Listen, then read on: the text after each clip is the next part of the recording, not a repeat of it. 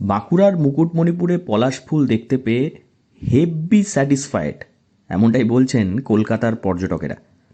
বসন্তকাল সামনেই, বসন্ত উৎসব, সেই কারণে ঋতুর সাজে সেজেছে বাঁকুড়া জেলা।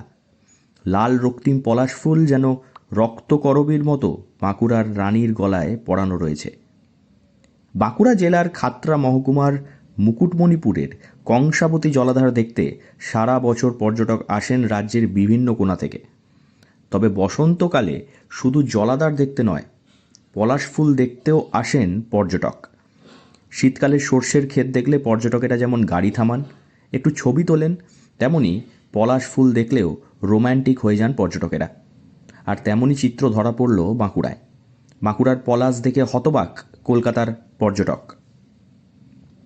দারুণ ঘুরছি দাদা, এসছি পলাশ ফুল দেখবো বলে, কিন্তু আমাকে আমার গাইড দাদা হেল্প করলেন যে আপনি মুকুটমণিপুরের রাস্তায় চলুন, সেখানে আমি আপনাকে পলাশের বাগান বন সব দেখাবো। এবং আমি হেভি হেভি স্যাটিসফাইড আর ভীষণ ভীষণ আনন্দ হচ্ছে।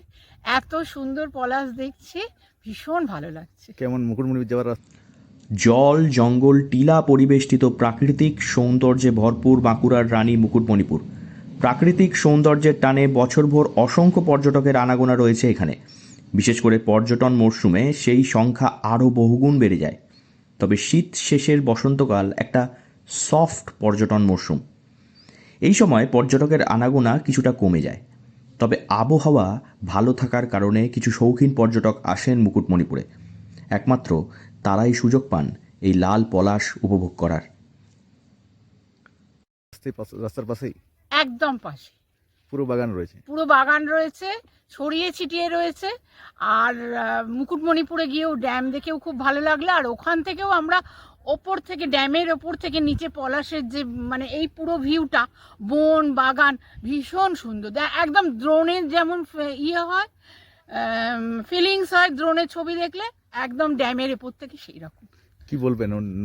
শুধু যে রক্তিম পলাশ দেখবেন তাই নয়, বাঁকুড়ার মুকুটমণিপুরে এলে পেয়ে যাবেন নীল জলে নৌকোবিহার করার আনন্দ, সঙ্গে deer park, Musafirana view point এবং দেবাদিদেব মহাদেবের দর্শন। এছাড়াও জঙ্গল বেষ্টিত রোম্যান্টিক রাস্তা তো আছেই। তাহলে আর দেরি কেন, এই বসন্তে চলে আসুন মুকুটমণিপুর। বাঁকুড়া থেকে নীলাঞ্জন ব্যানার্জির রিপোর্ট, লোকাল 18 বাংলা।